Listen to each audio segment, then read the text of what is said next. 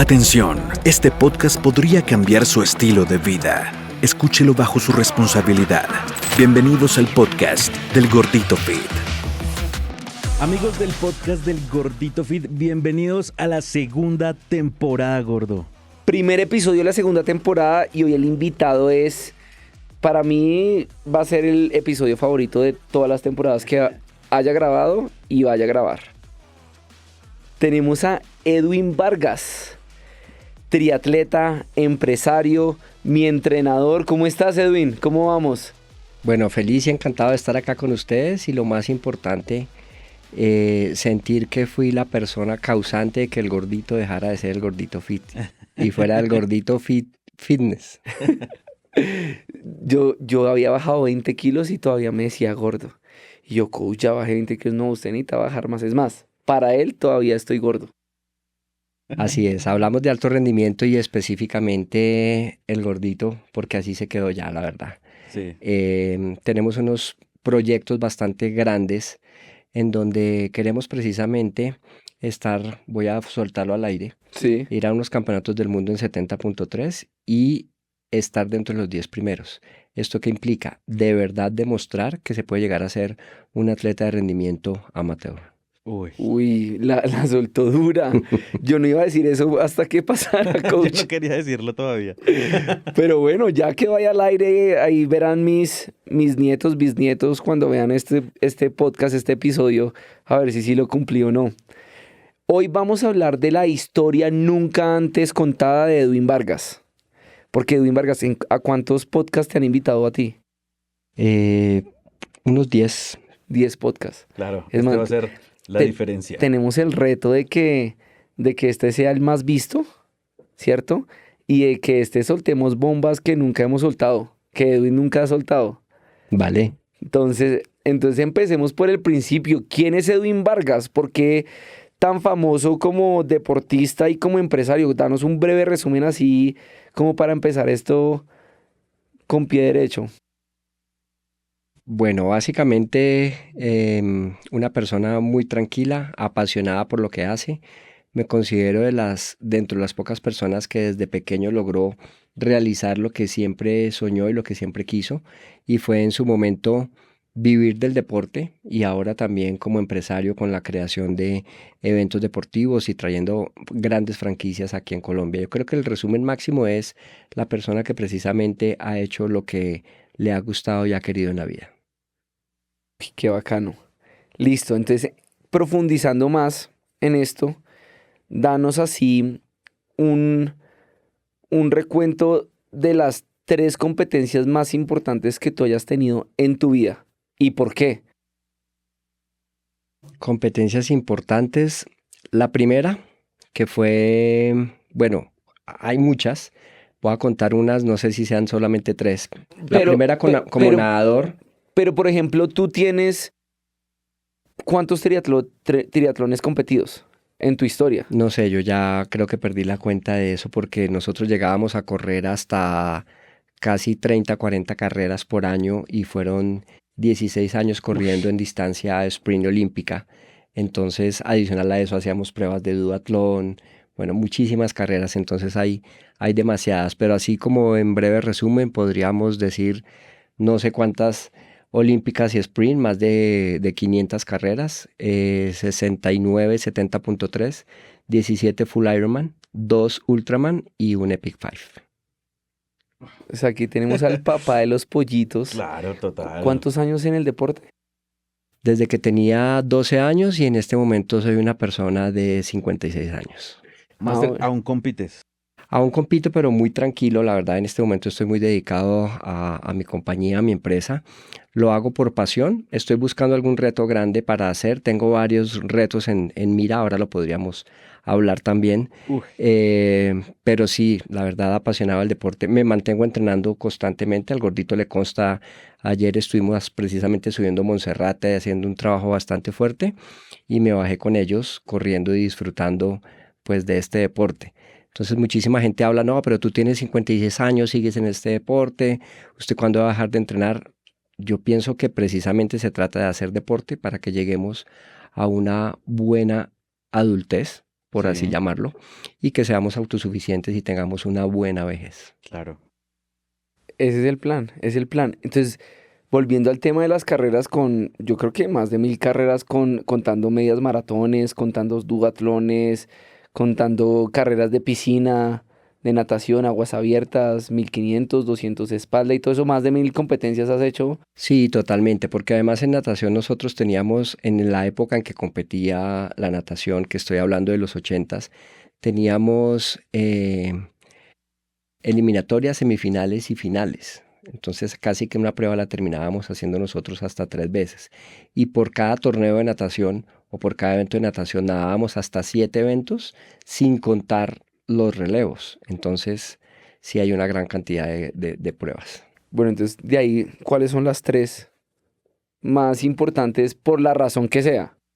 La razón más importante, yo creo que la primera vez que me tiré a una piscina olímpica creyendo que era nadador y estaba compitiendo contra niños que realmente eran nadadores que corrían por la liga. Yo venía del Colegio La Salle a nadar y me lancé a hacer un 100 metros y ellos ya habían llegado a los 100 metros y yo hasta ahora estaba dando la vuelta para los 50. Uf. Ellos nadaban en 59 segundos y yo hice 2:40 en esos primeros 100 metros libres. Obviamente después esos tiempos cayeron, pero la recuerdo con mucho cariño porque en vez de ponerme triste, me daba la motivación para seguir adelante en este tipo de eventos. Con esa como primera. Claro. La siguiente, cuando yo ya decido, ahí obviamente hubo muchas carreras satisfactorias. Una que me marcó muchísimo es que finalmente después de 8 años yo llego a los campeonatos nacionales de natación, gano los 1500 metros libres y empiezo a hacer triatlón. Venía de ser un fondista muy bueno. Pablo Restrepo era una de las personas que, para los que no conocen, Pablo Restrepo ha sido el único nadador colombiano que ha estado en 2 finales de Juegos Olímpicos, en Moscú y en Los Ángeles 84 en 100 y 200 pecho.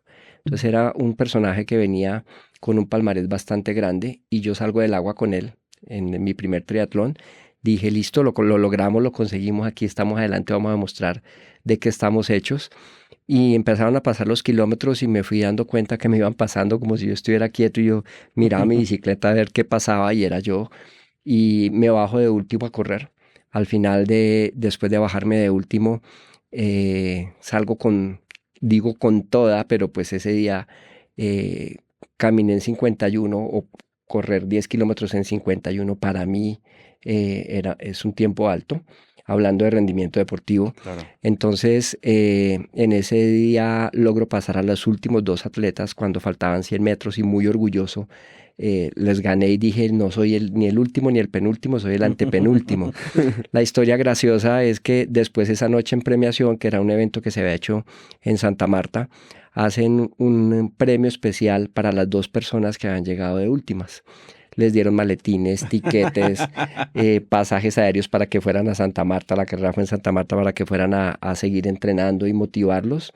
Y en ese momento también tomo la decisión de que si me van a premiar sea por ser primero y no por ser el último. Wow. Entonces ahí tomo la decisión de entrenar bastante fuerte y como tiene que ser. Cosas tan comprometedoras como que mi carrera la pasé a nocturna para estudiarla de noche y poder entrenar absolutamente todo el día. Perdía demasiado tiempo entre clase y clase de 7 a 9, un hueco después hasta las 11, hasta las 12, tenías clases después 12 a 1, un hueco hasta las 3. En cambio en nocturna estudiabas de 6 a 10 y fue una de las mejores decisiones que creo que tomé, no solamente porque me permitía entrenar, sino porque conocí gente fabulosa y me mostraba un mundo totalmente diferente de gente muy responsable, que tenía familia y que había decidido salir adelante de una forma como lo hacemos nosotros todos los colombianos, queriendo sacar a su familia, viendo por sus hijos, y le abre uno los ojos a otra realidad y me encantó muchísimo. Tengo hoy en día unos amigos que, pues obviamente desde esos momentos con los que aún comparto. Máster, de todas las cosas que nombras, bueno, yo soy papá, de una pequeñita, el gordito también es papá, y me da mucha curiosidad de ver de que desde pequeño tienes una mentalidad distinta. ¿Eso viene de la casa o es innato tuyo o qué crees? Mira, yo he hecho muchísimo ese análisis porque hablo con muchas personas y quizás ya adultos como que entra ese bichito, llamémoslo así, que los pica para que sean responsables. Yo lo traía. Yo creo que eso yo lo traía precisamente. Muchos conocen esta historia que yo llego a nadar y a los 15 días el entrenador me saca del agua y me dice, hermano, usted no sirve para esto. Otro niño se retira triste o se pone a jugar fútbol, lo que sea. Claro. A mí me dice un entrenador nuevo con el que yo asisto, me dice, mañana lo espera a las 4:30 de la mañana. Y allá estaba yo a las 4:30 de la mañana. A mí no me costaba madrugar, yo era feliz en el agua. Para mí estar en el agua era de verdad totalmente placentero. O sea, yo disfrutaba. Y mientras los niños se ponían bravos porque los ponían a hacer más metros o más kilómetros en la piscina y con 2.000 metros ya querían salirse, a mí me colocaban 3.000, 4.000, 5.000 y ahí sin darme cuenta estaba entrenando para lo que después eran las pruebas de ultradistancia que yo llegué a nadar. Y precisamente los niños se especializaban en pruebas de velocidad, le tenían mucha pereza a las pruebas de fondo, a un 1.500 libre, a un 400 combinado, 400 libre y 200 de espalda, que espalda salí espaldista. Y bueno, ahí nos fuimos metiendo en todo lo que representa esto. Pero fue muy, muy innato, la verdad. Buenísimo. Y bueno, y la carrera llevamos 2. Y la otra carrera, para completar el top 3. Ya lo había comentado en otro podcast, quizás fue... No, una que no haya estado en otro podcast que ya fue madre.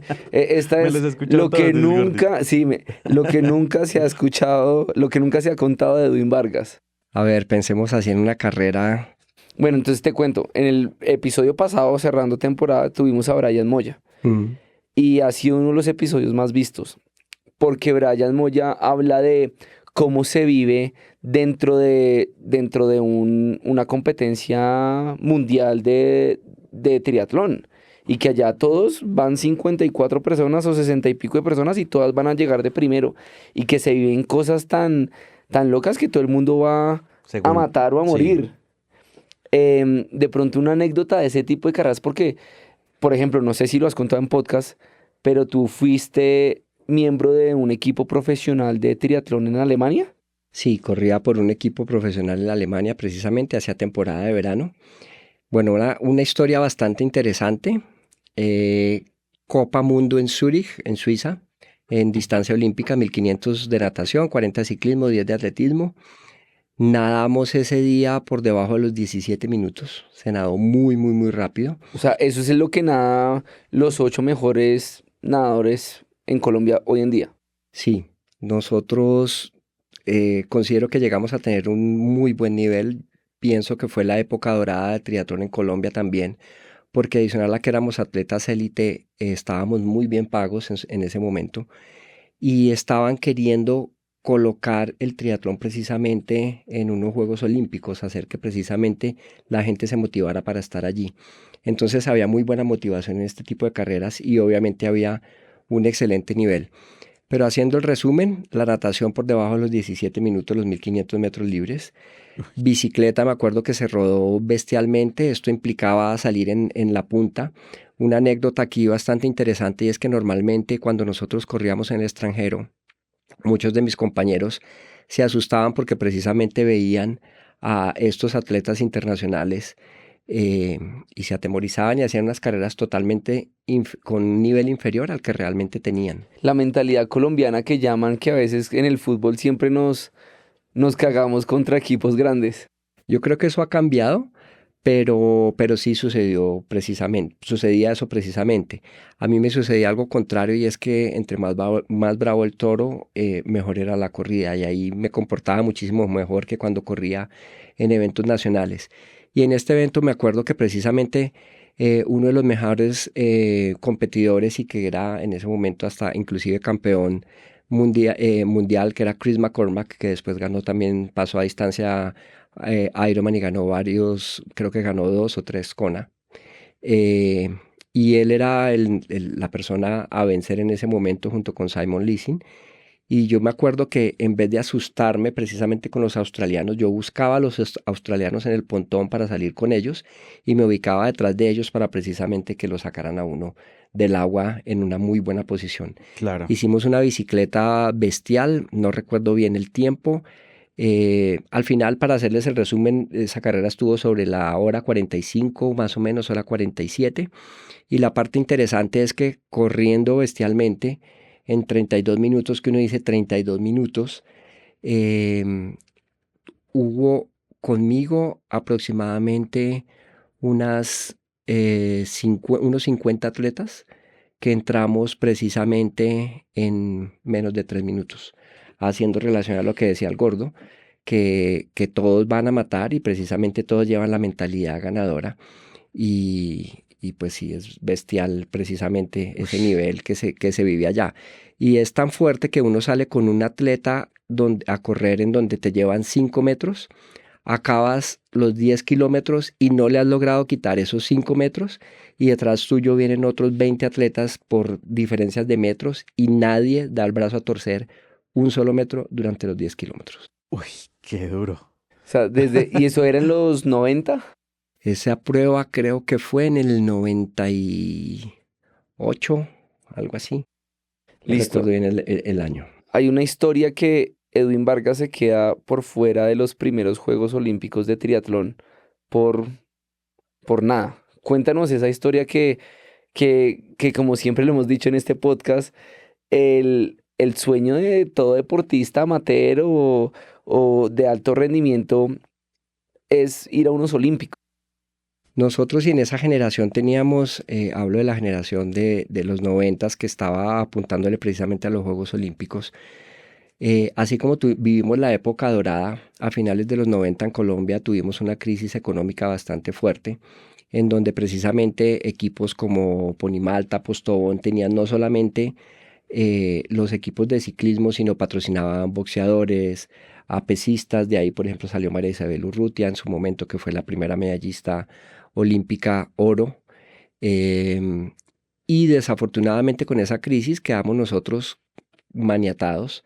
Entonces parte de ese precisamente ir a Europa a buscar un rumbo era porque estando en Europa era muchísimo más fácil competir en ciertos eventos que le permitían a uno estar participando. El triatlón, para que las personas que no conocen, no funciona con marcas mínimas. En natación tú haces una marca mínima, salvo Estados Unidos, que ya les explico el proceso cómo es, pero en Colombia tú haces la marca mínima y te fuiste para los Juegos Olímpicos. En triatlón funciona como el tenis, se reciben, son puntos cuando uno compite y los 50 primeros clasificados del mundo son los que van a los campeonatos del mundo, a los Juegos Olímpicos, perdón. Entonces precisamente aquí viene el problema y es que como teníamos menos posibilidades de participar en ciertos eventos, que hoy en día le sucede también a nuestros triatletas colombianos, tenemos menos posibilidades de hacer puntos y vamos a estar más en el ranking. Pero en ese momento llegamos a estar muy, muy, muy bien rankeados. Estábamos en algún momento y precisamente después de unos Juegos Centroamericanos en donde me fue muy bien, obtuve el segundo lugar. Pero dejamos de participar, nos vamos hacia atrás. Yo estoy en Europa, se acaba el dinero, no teníamos aporte económico. Cuando se cierra la clasificación a los Juegos Olímpicos, nosotros hacía unos 6 meses habíamos dejado de participar en esos eventos. La clasificación la cierran como faltando unos 2 meses y nos quedamos por fuera de los Juegos Olímpicos de Sydney. ¿Y por cuánto? O sea, si clasificaban 54... Clasificaban 50, nosotros estábamos como 67 clasificados en el mundo. Oh. Y antes de que se acabaran esos 6 meses donde dejaron de competir, ¿de qué puesto estabas? Nosotros llegamos a estar 27 clasificados en el mundo. Entonces, por no competir en 6 meses, te bajaron. Te vas para atrás en el ranking mundial. ¿Y nosotros? ¿Quién eran nosotros? Había un grupo bastante fuerte. Mi hermano llega a tener una lesión en ese momento, hablando de Will Vargas, que también es triatleta. Nosotros entonces es mi hermano y yo, porque es que yo tengo 2 hijos y pues a veces uno sueña, ¿no? Y todo el mundo en el triatlón es, los hermanos Vargas. Los hermanos Vargas, que los hermanos Vargas arrasaron con todo. ¿Quién era mejor triatleta? ¿Will Vargas o Edwin Vargas y por qué? Tuvimos diferentes momentos. Esa es una pregunta bastante cruel de llegar a mostrar, a ver, porque cada uno ganó muchas carreras en su momento. En largas distancias siempre he vencido a mi hermano. Mi hermano tuvo muy buenos momentos, pero estando él en muy buenos momentos, de pronto llegaba y aparecía yo, llegaba de Europa y hacía una carrera. tenía un mejor resultado y volvía otra vez y me iba. Entonces, digamos que es algo ahí compartido en rendimiento. Hay algo muy curioso y es que cuando uno está en ese tipo de competencias, por ejemplo, la prensa se vuelve muy fuerte contra los atletas y dicen los mismos con las mismas. Era, por ejemplo, me acuerdo un titular una vez del Tiempo, pero es que resulta que para que le ganen a una persona que está ganando, pues tienen que entrenar y tienen que hacer muchos sacrificios mayores a las personas que están en la punta. Y en ese momento nosotros, ahí sí hablo, por ejemplo, de en esa época Ricardo Cardeño, alcanzó a estar Freddy Tibocha, Will Vargas, Carlos Pérez, varios atletas que tenían muy buen nivel, que competían con equipos profesionales, y el hecho de que corriéramos, el mismo Alex Estrada también, Pablo alcanzó a estar ahí, aunque él ya salía como triatleta, corríamos ya a nivel internacional Copas Mundo y eso definitivamente eleva el nivel muy, muy, muy, muy fuerte. ¿Y esto qué representa? Que nosotros llegamos a tener años en donde llegábamos y cruzábamos la meta y sabíamos que dentro de los 5 primeros estaba el resultado de primero, segundo, tercero, cuarto y quinto, y después de nosotros podían pasar tranquilamente unos 10 minutos en que llegara el siguiente grupo de atletas. Ven, y el hecho de que tu hermano estuviera compitiendo contigo, ¿eso se automotivaban, se motivaban junto, o sea, mutuamente desde chiquitos? Me imagino, pues me imagino en la casa, yo juego con mis niños, el que se empillame primero, ¿quién llega a saludar primero al papá? O sea, ¿eso influye para que también tengan como una competitividad natural desde chiquitos? Él tuvo una gran ventaja y es que precisamente cuando yo era profesional, él empieza a hacer triatlón precisamente por seguir al hermano estando motivado de esto. Y al principio hay una parte bonita y hay unas anécdotas bonitas en donde, por ejemplo, a mí me daban los tiquetes para ir les pongo un ejemplo, corríamos en Cali, en Calima. Entonces yo viajaba en avión, me regresaba por carretera con mi hermano, y ese viaje que me había ahorrado se lo daba yo a mi hermano para que él pudiera hacer la siguiente carrera llegando en avión. El regreso no importaba, ya habíamos competido y de esa manera logré ser sponsor de él, llamémoslo así, por lo menos el primer año, año y medio.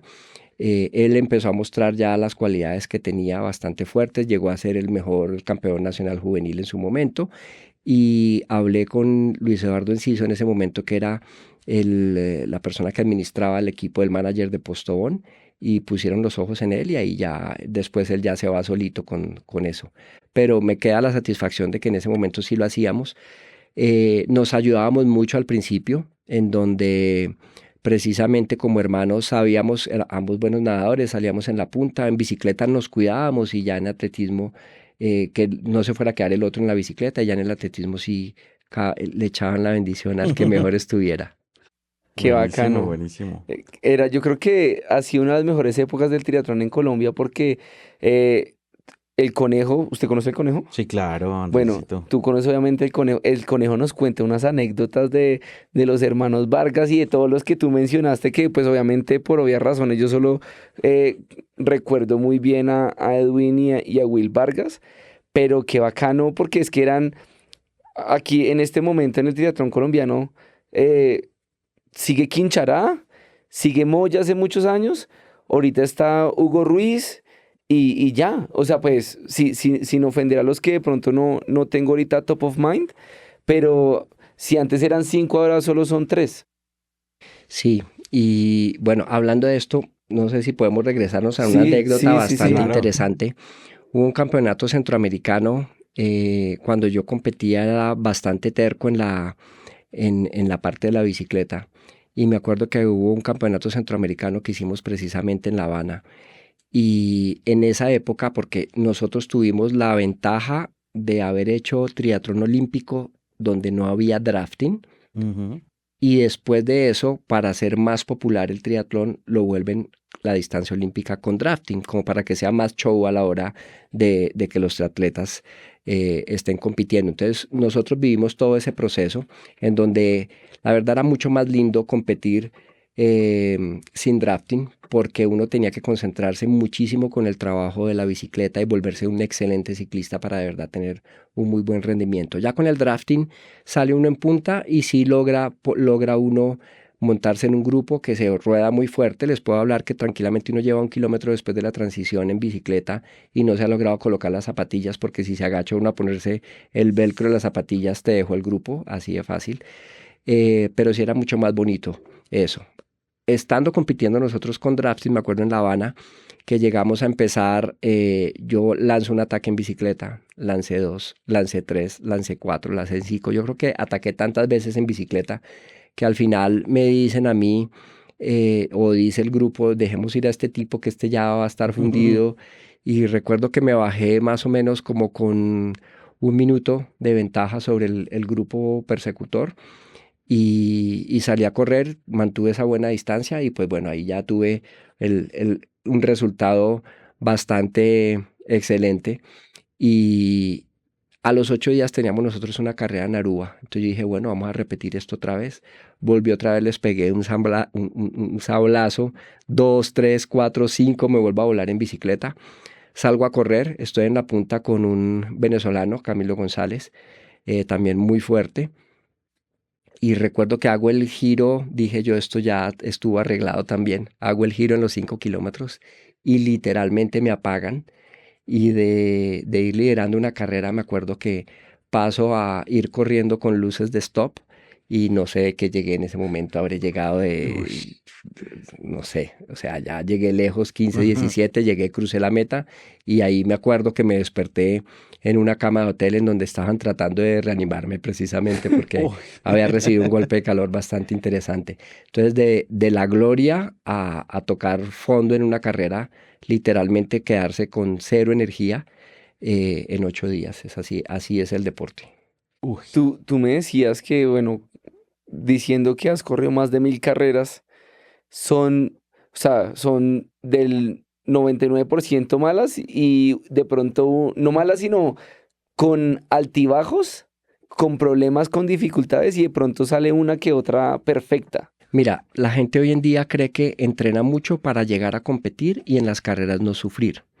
Y la verdad es que uno entrena para llegar a competir y soportar el sufrimiento.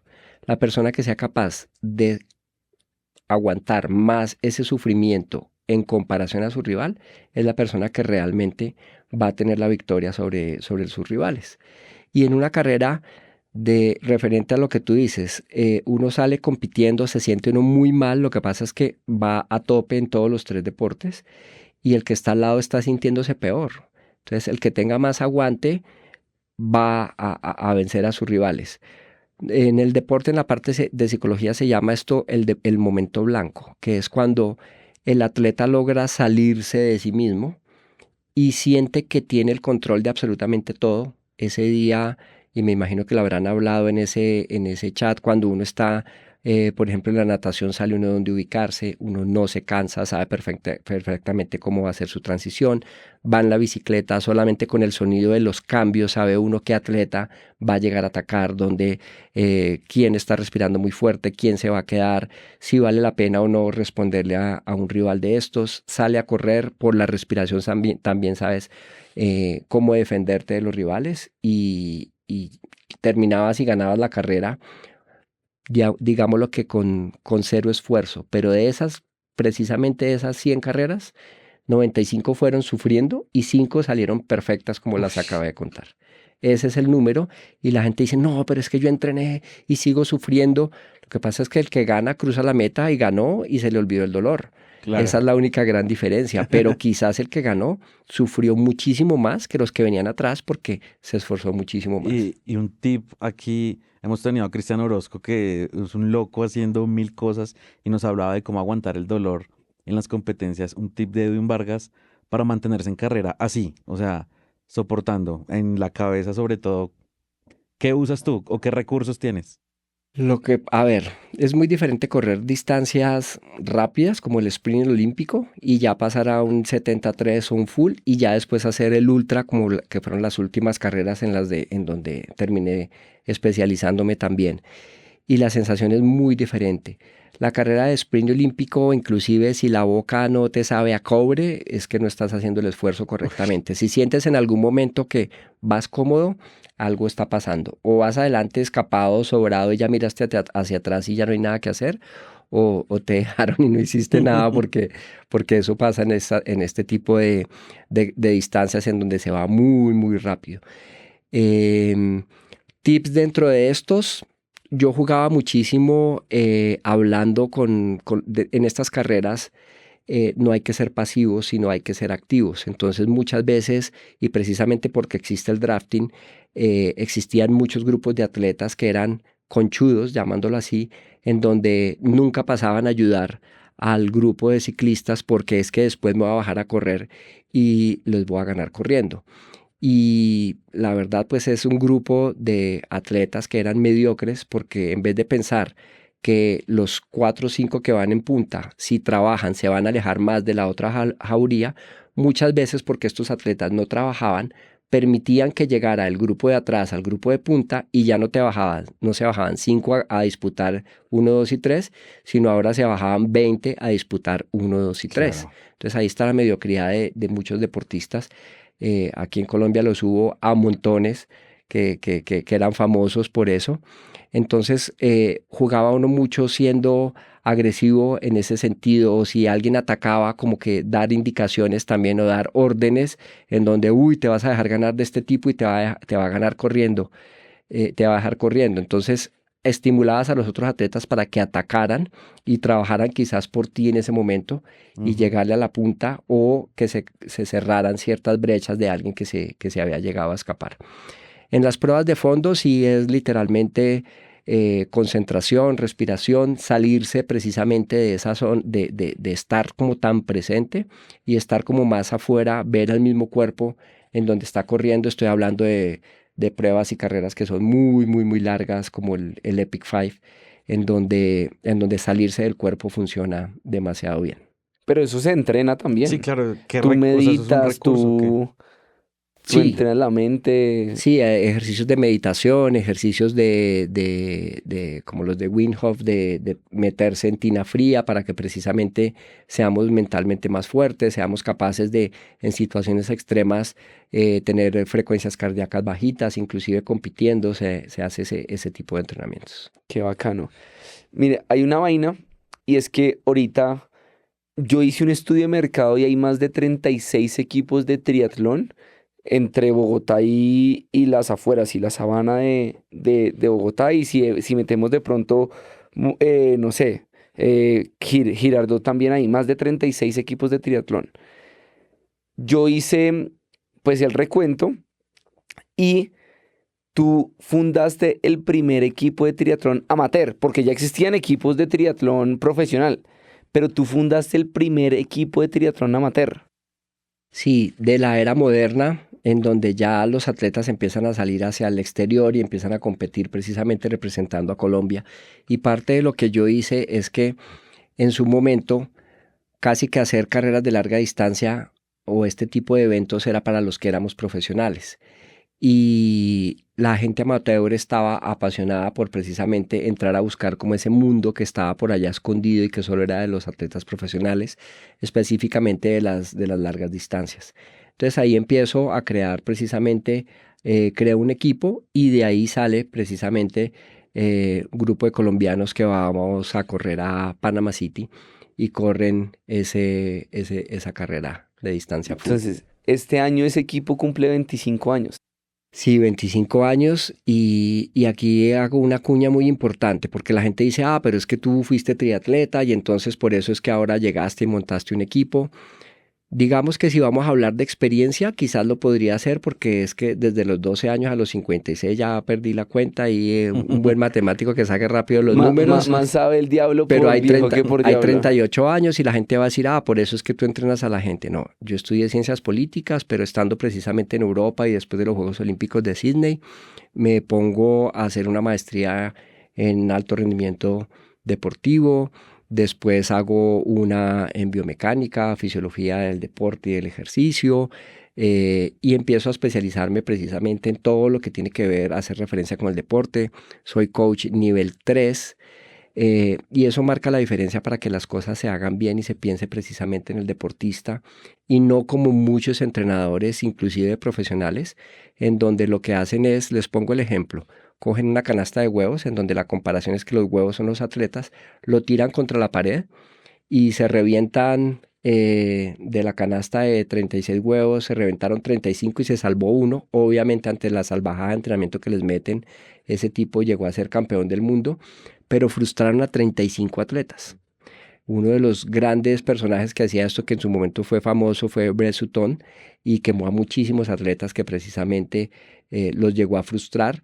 Y sí, tuvo sus campeones del mundo, pero antes que nada tiene que pensar uno en la integridad de la persona y la importancia de lo que es tener a un atleta en donde ese atleta te está entregando la vida, sus sueños y sus ilusiones, Claro. y no la vas a frustrar porque lo lesionaste o llegaste a dañarlo. Y aquí es súper importante que cuando vayan a estar con alguien, con alguna persona, se den cuenta si esa persona realmente es capacitada para que los entrene, es que les están entregando su corazón, su cuerpo, para que de verdad los lleve hacia eventos de alto nivel, o así sea solamente por hacer deporte, pero que haga las cosas bien.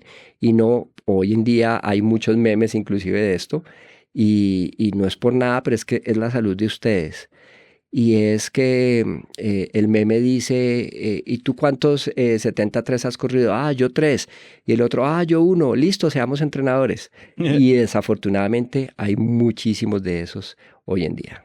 Claro, y lo otro es que hay personas que hacen un 73 mal entrenado, sin entrenador, sin entrenarse, y no vuelven a hacer triatlón porque se lesionaron, fue mucho para ellos y pues no lo cogen como estilo de vida, que al final del día hay personas en el equipo que llevan más de 20 años. Gloria Isabel tiene más de 20 años en el equipo. Sí, hay personas que llevan muchísimos años entrenando, y aquí viene algo súper importante. Hoy en día se volvió famoso que hiciéramos carreras de distancia o de ultradistancia, pero si miramos el ciclo, yo duré 16 años o un poquito más compitiendo solo sprint y distancia olímpica. Eso le da a uno la madurez para que después pueda pasar a un medio Ironman o a correr un full Claro. completo. Y mucha gente no hace ese ciclo.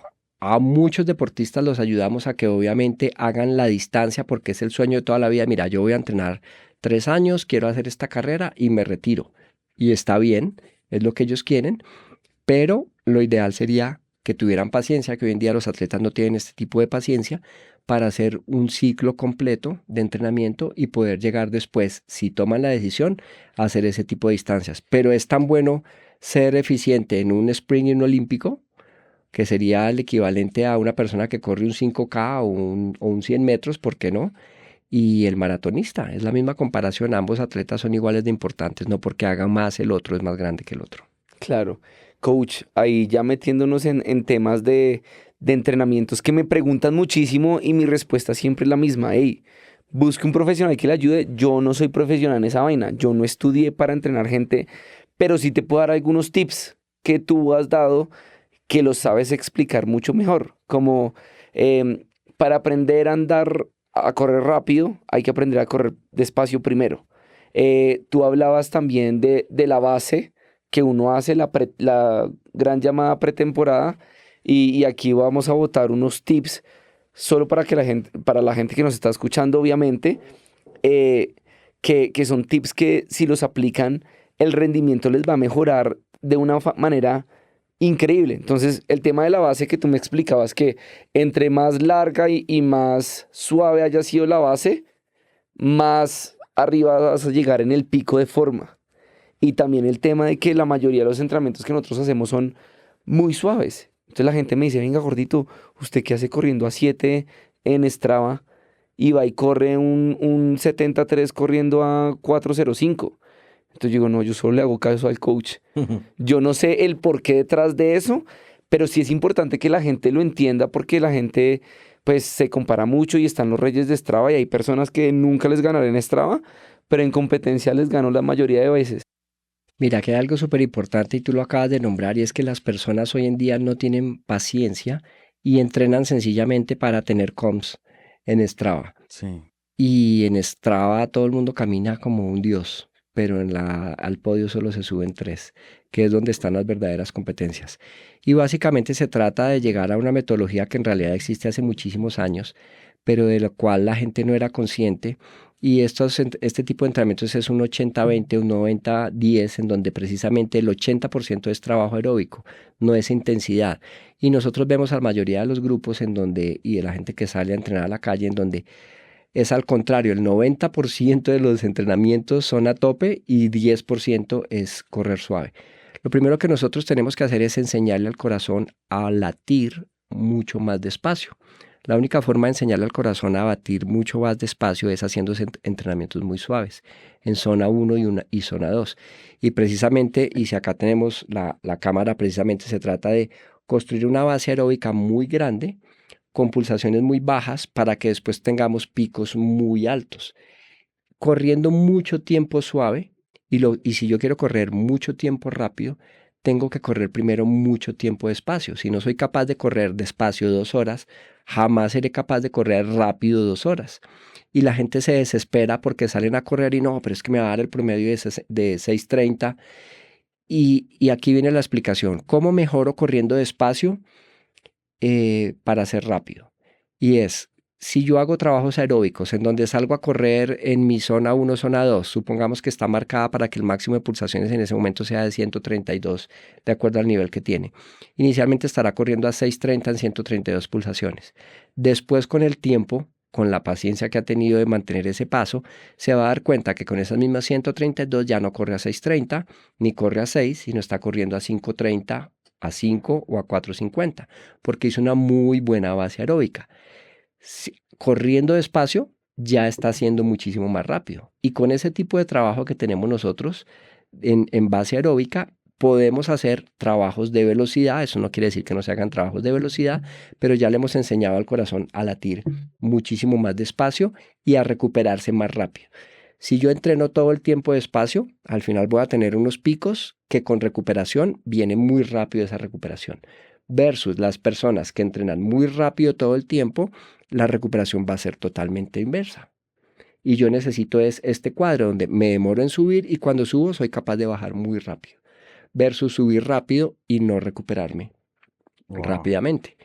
Y eso hace parte obviamente aquí ya viene muchísima historia, es demasiado macro, pero es como uno de los grandes temas que ojalá si las personas lo entendieran, se vuelven más fuertes muscular y a nivel tendinoso, y van a ser mucho más eficientes, no van a sufrir de lesiones y van a tener un mejor rendimiento posteriormente. Es que esa vaina así yo nunca lo podría explicar. Intento explicarlo, pero nunca me sale. Y lo otro es que Ya les puedo decir, vaya al podcast. ahora puedo decirle, vaya al podcast, escúcheselo completo. Y otro tema que es súper importante porque está muy de moda. Y la gente dice, venga, los vatios, que watts, que los watts, que 200 watts, que bájele que los watts, que 300 watts, que 500 watts. Y si son una buena herramienta, sí se puede medir. Yo llevo más de 6 años en el triatlón y nunca he utilizado watts, ni para entrenar ni para competir. Si de pronto el niño Dios se le olvidó mi regalo de Navidad que llegue con delay, explícanos cuál es tu opinión en cuanto a los watts, porque hemos tenido siempre discusiones al respecto que tampoco sé explicar la respuesta cuando lo hablamos. Mira, hay una explicación muy sencilla. Los watts funcionan definitivamente. Pero en la mayoría de los deportistas, salvo que sean atletas elite, realmente funciona el trabajar con watts. Es decir, que van a ir muy controlados con relación a la referencia de la frecuencia cardíaca. Pero les voy a poner un ejemplo de por qué los atletas amateur, hablando de deportistas amateur, el mejor watts que tienen, e inclusive los profesionales, y ahora les cuento una historia, inclusive los profesionales, es que el mejor power meter que nosotros tenemos está incorporado y está al lado izquierdo, que es nuestro corazón. Entonces, les pongo el ejemplo. El plan de entrenamiento dice que tenemos que hacer un entrenamiento sobre 186 vatios ese día. Y resulta que ustedes tuvieron problemas en la casa, pelearon con la señora o con la pareja, o sencillamente no han podido dormir, o por X o Y razón tuvieron que tomar algún medicamento, o simplemente salieron, estuvieron con los amigos, tomaron 2 vinitos, pero aún así salieron ustedes a entrenar. Todo ese tipo de implicaciones previas a un entrenamiento va a tener un efecto directo sobre el corazón. Cuando yo salgo a entrenar al día siguiente, si por ejemplo yo no dormí bien, puede que inmediatamente mi frecuencia cardíaca esté arriba y no fácilmente logre llegar a los vatios que tenía presupuestados. Entonces, cuando yo salgo a entrenar por batiaje, importa el batiaje, más no importa toda la historia que tenga el deportista detrás de todo lo que es previo a ese entrenamiento. Versus que si yo lo hago por frecuencia cardíaca, cuando llegue al entrenamiento y tengo que hacer mi trabajo, supongamos que es sobre zona 4, y ese día arranca mi entrenamiento y estoy tan cansado que por más fuerte que yo le dé, no voy a llegar a esas pulsaciones que me dice el entrenamiento. Sencillamente es plato pequeño, piñones grandes y a entrenar suave, porque el mismo corazón te está diciendo, hey, oye, hoy no estamos para estar en ese ritmo. Versus que si yo estoy con los vatios del Power Meter, me voy a frustrar, voy a empezar, pero es que tengo a 176 y hoy no puedo estar subiendo, y es que yo tenía que estar a 176, y ahí es donde convertimos todo este tipo de trabajo en entrenamiento inteligente. Claro. Y aquí es donde nosotros tenemos que, y la mejor recomendación, úsenlo como guía. Yo tengo todos los juguetes que ustedes quieran, pero lo uso como guía para analizarme, para estudiar, para mirar en competencia los promedios de batiaje que se llegaron a usar, más no es el bastión a la hora de estar compitiendo. Y aquí viene otra anécdota. Yo he tenido atletas olímpicos y de campeonatos mundiales en donde está comprobado que los atletas profesionales que van todo el tiempo sobre un batiaje y que tienen que cumplir el batiaje, dejan de tener en cuenta situaciones atmosféricas como la temperatura, la densidad del aire, si están corriendo sobre el nivel del mar. Y por ir sobre los vatios, casi que el 80-85% de los atletas llegan a romperse precisamente por estar sobre esos vatios que presuntamente deberían llegar a manejar en competencia. Muy diferente a, por decirte algo, un deportista del Tour de France, en donde van corriendo, que son etapas bastante largas, y al final ahí sí usan el batiaje para saber que si se mueven más de 3 minutos en 700 vatios, por decir el número, donde normalmente se están reventando los profesionales, saben que tienen que estar X tiempo, y ahí es cuando vemos que se quedan, prefieren regularse y volver a tomar un pace para no romperse, porque saben que si siguen ahí se van a estallar. Los atletas amateur no saben diferenciar eso y siguen pegados a su batiaje, y es cuando se explotan. Y se ve muchísimo. Claro. Y después los ve uno gateando cuando están en el atletismo. Yo tengo una pregunta un poco relacionada a eso, y es que, por ejemplo, en mi caso, que llevo un año largo por culpa de este señor en el triatlón, que tengo 37 años, y la gente de mi equipo que conozco más o menos rondamos la misma edad, ¿sí seremos eficientes a esta edad para poder competir y hacerlo bien? O sea, me refiero a cuidarnos la salud. O sea, si a partir de esta edad, de los 35 a los 40, podemos hacer que nuestro cuerpo resista y hacerlo bien. Sí, teniendo la paciencia, y además piensa que va a ser mucho mejor que haber seguido viviendo una vida sedentaria. Claro.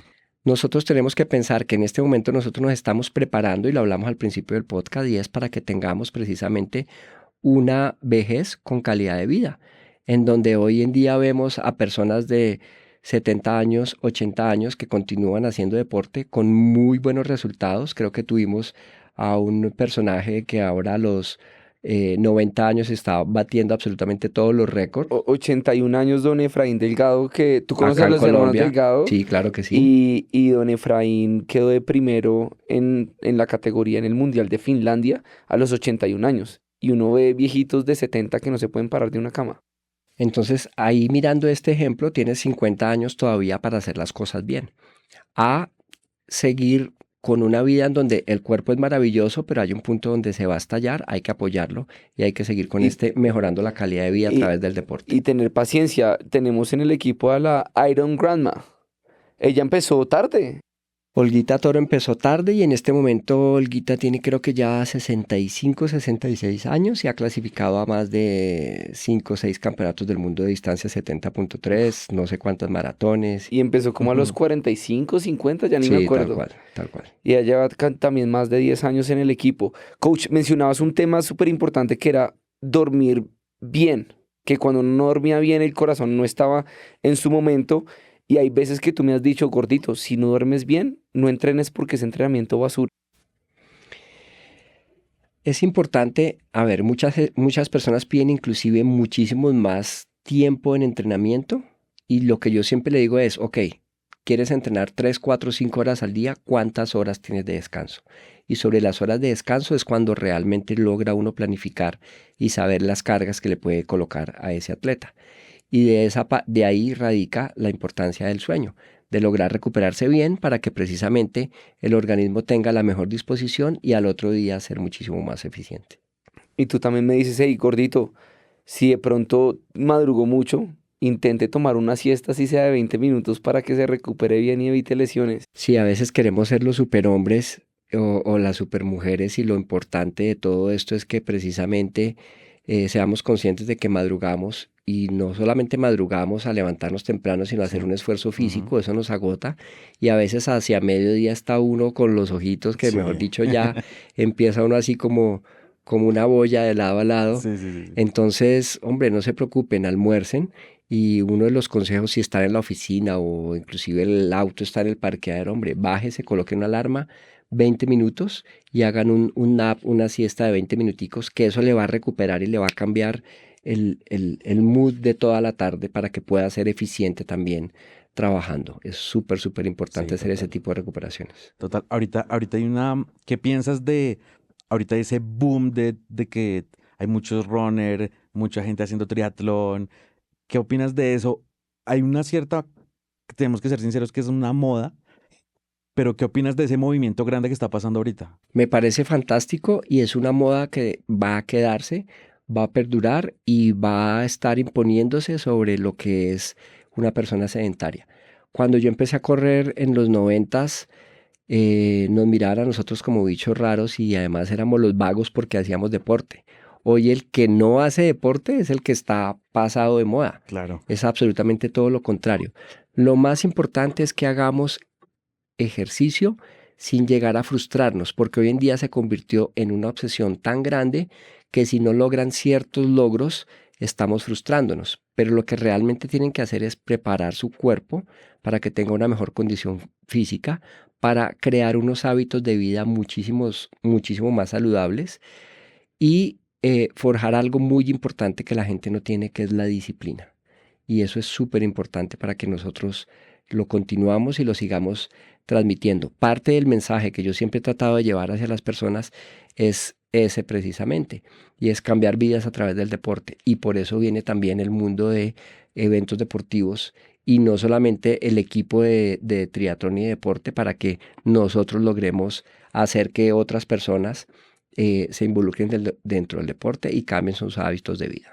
Bueno, y tú, listo, deportista, abres tu equipo y después decides traer grandes franquicias a Colombia. Cuéntanos un poquito de esa historia bien resumida y pues nos enfocamos ahorita en el Powerman, que es la franquicia actual que tú tienes aquí en Colombia. Sí, muchas personas no lo saben y Edwin Vargas es la persona que precisamente visualizó que Colombia podía tener la capacidad de tener la carrera de Ironman 70.3 aquí. Hice las gestiones precisamente ante ProColombia, que en ese momento era marca país, para que aceptaran el Ironman, vieran las bondades de lo que representa una marca de estas. Estuve precisamente sentado en ese momento con Dionisio Vélez, que era el alcalde de Cartagena, a quien le presenté la idea de precisamente traer el Ironman 70.3 de Cartagena. Y estuve precisamente en Tampa mostrándoles que existía un país. Nosotros somos un país que tiene muchos estigmas y dentro de eso, desafortunadamente, el narcotráfico.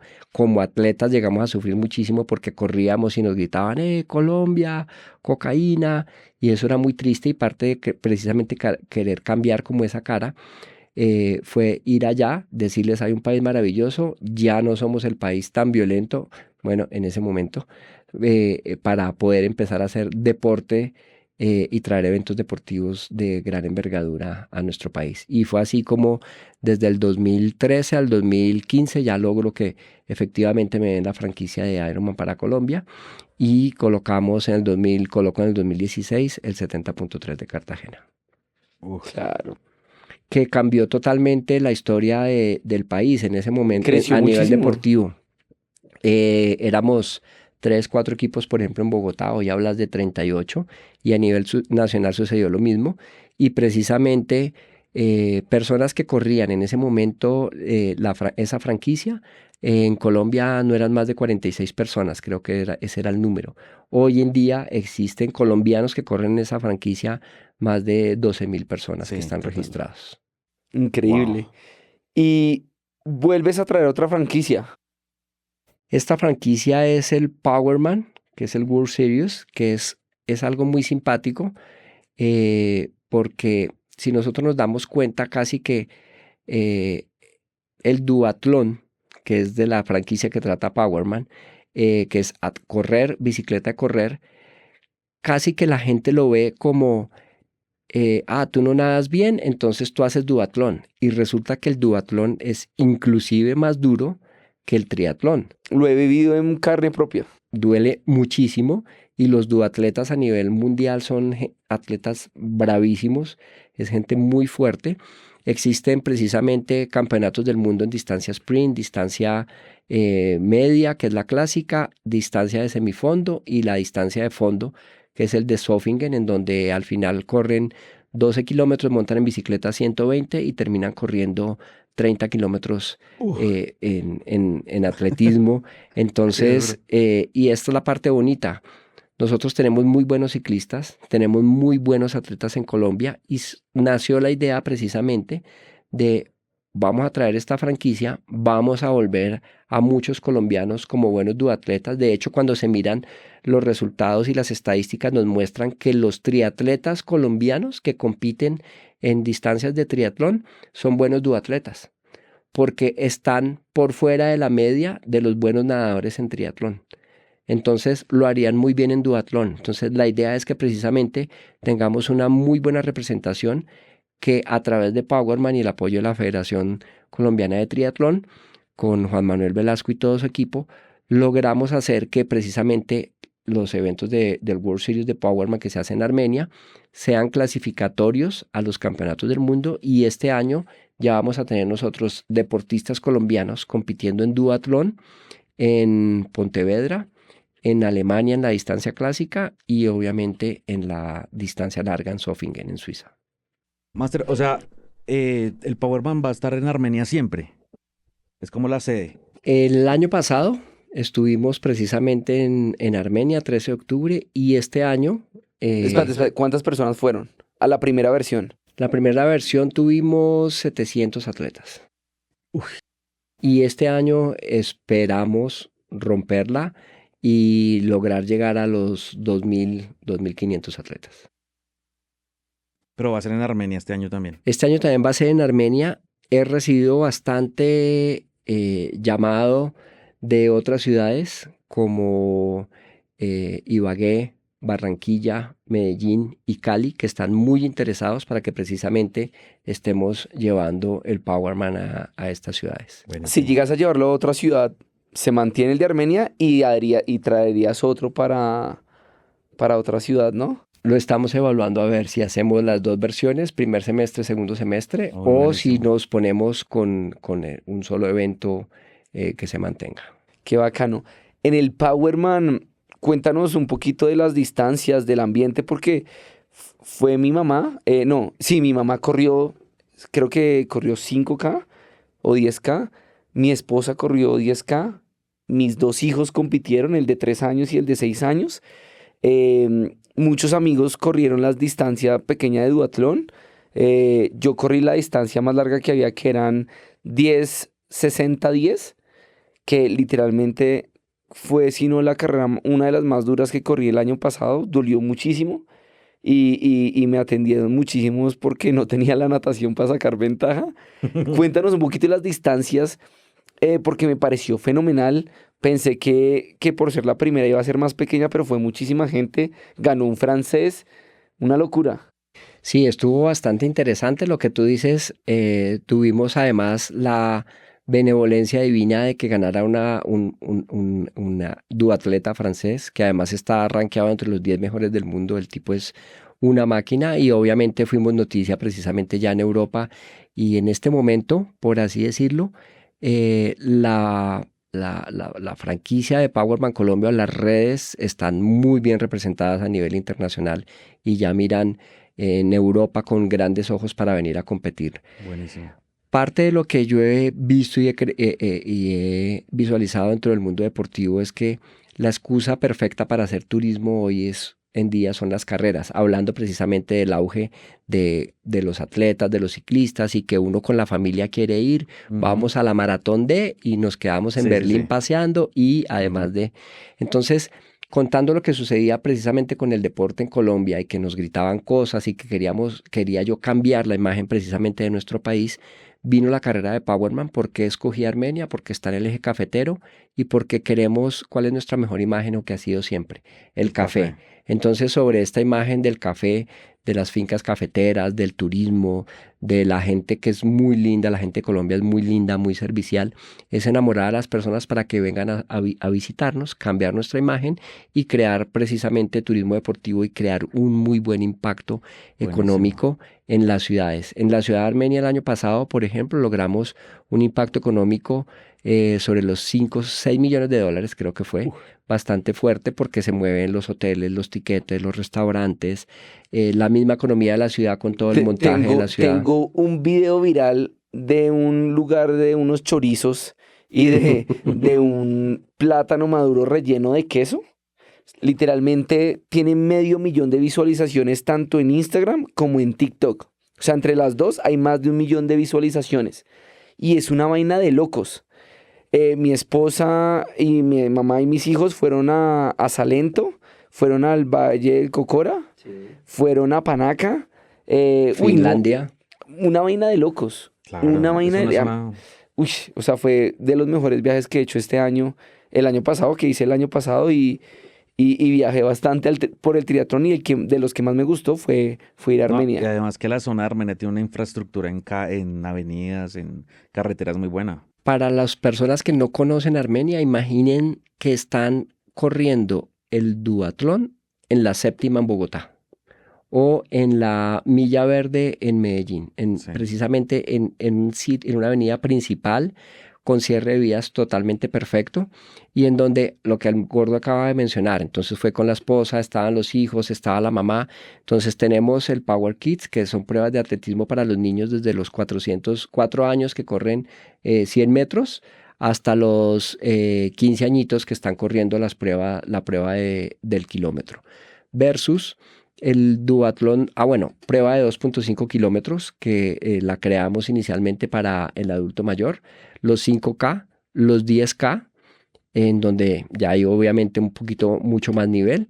Y paralelo a esto está el duatlón, el Super Short, en donde corren 2.5, 15 kilómetros de bicicleta y 2.5. Esto representa, una invitación para que cualquier persona se anime a hacer deporte. 2.5, 15, 2.5, está bien hacerlo. O el amante de la velocidad y que no quiere hacer más distancia, está perfecto. Aquí viene después la distancia del el short, donde corremos 5 kilómetros, montan en bicicleta 30 y corren nuevamente 5. Y la distancia clásica, en donde corren 10 kilómetros, montan en bicicleta 60 y vuelven a correr 10 kilómetros. Paralelo a esto está la categoría para habilidades especiales en donde pueden competir atletas invidentes en silla de ruedas o con prótesis. Entonces está abierto absolutamente a toda la comunidad para que de verdad se animen. No hay una excusa para que no hagan deporte. Bueno, entonces hagamos una dinámica bien bacana, nunca antes vista en este podcast. Dale. El primer comentario de YouTube, usted puede medir eso, ¿cierto? Sí. El primer comentario de YouTube que diga Powerman en YouTube y esté suscripto y siga las redes sociales de Edwin Vargas, de Powerman y del Gordito Fit y también de John, esa persona que cumpla eso se gana un cupo a la distancia que quiera en esa carrera. ¿Podemos Listo. hacerlo? Puede ser atletismo o duatlón, la que quieran. Listo. Y todas las personas que hayan visto este podcast antes de la carrera tienen un código especial Vale, y lo vamos a sacar con el Gordito Fit. con el Gordito Fit, pero este es especial, va a ser Gordito Podcast, para que sepamos que viene el podcast. Vale, listo. Y ese es un código del 50%. Listo. ¿Listo? Para esa. Y que esté válido hasta... Para que se animen todos. Y que esté válido hasta, ¿cuándo? ¿El 1 de mayo? Que esté válido. Y que solo sea Gordito Podcast y ese solo va a estar disponible en este ambiente en Spotify, en YouTube, nada más, nada de redes sociales, nada. Gordito Podcast va a estar más de 2 meses en vigencia ese código. A ver cómo nos va. De una. La fecha del evento es 26 de octubre. 26 de octubre. Listo. 26 de octubre. Ven, coach, una cosa que el triatlón y el deporte me ayuda mucho en mis experiencias como emprendedor, empresario, como persona, como papá, como esposo, y es que el triatlón no es fácil y uno pasa muchos momentos difíciles, pero al final uno cruza la meta y siempre pienso en esa analogía cuando estoy en momentos duros de mi vida, ya sea con mis hijos, con mi pareja, ya sea financieramente, ya sea en negocios, con amigos, y digo, venga, es literalmente un mal momento en el triatlón, pero voy a llegar a la meta. Eso de cierta u otra manera lo aprendí del triatlón, lo aprendí de ti, pero yo sé que tú sabes analizar bien esas analogías. ¿Y tú qué piensas al respecto? Porque siento que eso es un plus muy grande que puede estar más allá del atletismo, de solo el ciclismo y de solo la natación, y que se vive muy, muy efervescentemente dentro del triatlón. Y si todos aplicamos esa analogía, vamos a ser personas más fuertes en la familia, en lo financiero, en lo laboral, en lo personal y pues obviamente en el deporte. Sí, así es. Y parte de lo que yo le enseño a mis atletas es que precisamente sean deportistas que corren inteligentemente y no a nivel hormonas. Y eso hace la gran diferencia. Yo gané muchos eventos no por ser el mejor, sino por ser quizás el más inteligente y haber aplicado la fuerza en el momento indicado. Y nada más parecido a la vida misma que el deporte. Entonces te pongo un ejemplo. Uno está nervioso antes de una carrera y utiliza ejercicios de respiración para controlarse y bajarse en ese mood y estar muchísimo más concentrado. Imaginen ustedes exactamente lo mismo a la hora de llegar a hacer una presentación o estar listos para una presentación para un gran proyecto en donde vamos a vender la imagen de nuestra compañía. Exactamente lo mismo hacer esos ejercicios de respiración antes para centrarse y llegar, así como uno llega al evento y el momento de la salida está uno es en la película de la carrera, estar con la tranquilidad absoluta en esa presentación, estar muy tranquilo para poder dar su mejor expresión a la hora de llegar a hacerla y que efectivamente tenga un muy buen resultado. En las carreras sufrimos, en las carreras hay momentos en donde decimos no puedo más, exactamente sucede cuando nosotros estamos en esas situaciones laborales en donde no nos sale o lo que tú decías con la familia, pero la persistencia, la tranquilidad y la inteligencia hacen que precisamente nosotros sobrepasemos esos momentos y al final créanme que si nosotros hacemos las cosas con el corazón, con amor, con cariño, vamos a ver que eso se refleja precisamente en el capítulo de la vida que nosotros estamos esperando desarrollar. Y así como cruzamos la meta, así sea un 5K, es que no piensen que es una carrera grande únicamente la importante. La carrera más pequeñita o el hecho de que simplemente ya hagamos deporte, salgamos todos los días a hacer algo de actividad y crucemos esa meta y sintamos esa satisfacción, exactamente va a suceder en los proyectos de vida que nosotros tenemos. Nada regalado y desconfíen de lo que sea fácil porque eso no es así nomás. Claro, este podcast, siento que en ningún otro podcast que hayas estado invitado hayamos hablado de todo esto. Falta un tema que yo no tenía la más mínima idea y me enteré esta semana. Que Edwin Vargas fue militar. Yo estuve en la José María Córdoba, precisamente en el 87 y 88. Así es. Y contaba unas historias y yo decía, yo no me imagino a Edwin Vargas con pelo corto, con un fusil. Cuéntanos rápidamente, porque tú tienes una muy buena afinidad con los militares, con los policías. De hecho, en todos tus eventos, la Armada, el Ejército, la policía es aliado de ti. Sí, yo soy una de las personas que está plenamente convencido del respeto hacia la autoridad y hacia la fuerza pública para que precisamente estén validando y haciendo que se cumplan los derechos de todas las personas civiles. Y pues muchísimo amor hacia las Fuerzas Armadas, y de esta manera pues siempre he tratado de que estén vinculados con nosotros. Hoy en día tenemos un gran apoyo de amigos generales. En este momento yo sería general de la República, como dicen por ahí. Pero no, la vida nos puso, fue en otro punto a apoyar y a llevar la imagen de Colombia. Con la Policía Nacional también, que siempre han estado vinculados con nosotros en todos los eventos, la Armada. Entonces, pues bueno, es esta gran afinidad. Parte de lo que yo, al principio cuando nosotros hablábamos de lo que sucedía precisamente cuando yo entrenaba y estaba en la universidad en la mañana y que perdía mucho tiempo, me pasó algo muy similar en su momento, no por criticar, pero yo tenía la disciplina deportiva de que las cosas tenían que ser como tienen que ser para que realmente funcionan, y estuve en algunas cositas con disonancia, que precisamente no veía que esa disciplina se ejercía como se tenía que llevar a cabo, y fue ahí donde sencillamente tomé la decisión de salir, amando a las Fuerzas Armadas, y nada, decidí hacer la vida por fuera de civil. Y tú contabas que dentro de, pues, eso era ejército, ¿cierto? Sí, eso fue ejército. Dentro del ejército, tú eras de los mejores en el deporte, en la disciplina, en lo académico, en todo, como que se te facilitaba el tema. Yo llegué a tener un muy buen ICFES hace muchos años, que siempre estaba calificado sobre los 400. Yo llegué a tener un muy buen ICFES, fueron 369, y eso le abría a uno las puertas para absolutamente todo. Y obviamente dentro de estos exámenes yo me presenté a la Armada Nacional, pasé en la Armada Nacional, estaba dentro del Ejército. Por ser buen deportista, en algún momento también de la Marco Fidel Suárez me llamaron para pasar a la Fuerza Aérea. Presenté los exámenes, me decían, Edwin, venga para acá. Pero yo creo que uno está destinado a hacer las cosas que tiene que hacer, y el corazoncito del deporte siempre estaba ahí. De muy chiquito había visto yo un video precisamente de un atleta que llegaba gateando y cruzaba la meta, y yo dije, esto es lo que yo quiero hacer. Y eso también me impulsó para que precisamente, te dije en algún momento, de disfrutar lo que uno hace.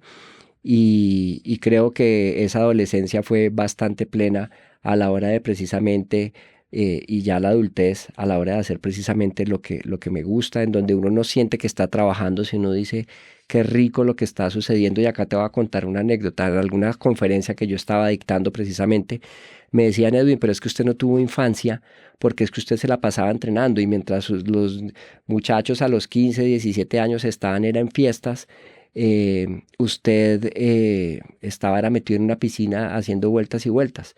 Tenía tan claros mis objetivos que para mí eso no era ningún sacrificio, porque es que de verdad disfrutaba entrenar y yo llegué a hacer 17 kilómetros en un día de natación para precisamente preparar un 1500 libres.